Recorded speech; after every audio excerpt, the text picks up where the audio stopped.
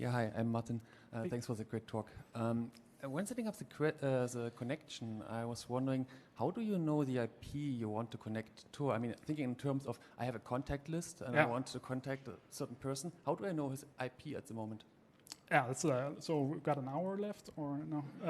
No, it's a really, really good question. And basically, we use this thing called a DHT, which is a distributed hash table, which is kind of like this fancy global network where you can associate, a little bit of metadata with something. And we use this advanced technique where many peers will tell you a little bit about something you're looking for, and you actually identify it by a public key that only you can identify, which is kind of like an address, like an IP, but just a cryptographic address.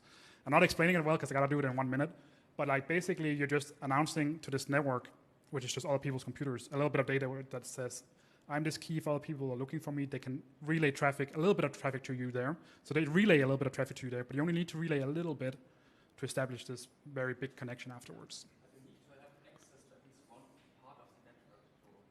You need to have what's called a bootstrap node. Somebody needs to introduce you to other nodes, and we just run some bootstrap nodes. But as soon as you talk to them, you don't need to talk to them ever again because every computer is equal.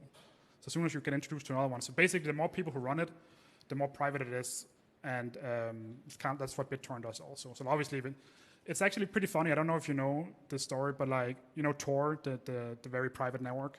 Tor was made by the U.S.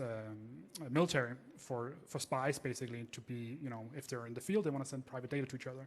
The problem with that is that if you have a private network and there's two people in it, it's doesn't really matter because it's just there's two people using it.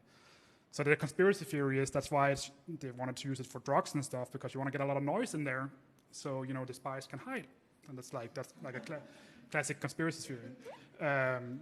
But basically, just the more the network grows, the more private it gets, which is a good feature instead of the opposite.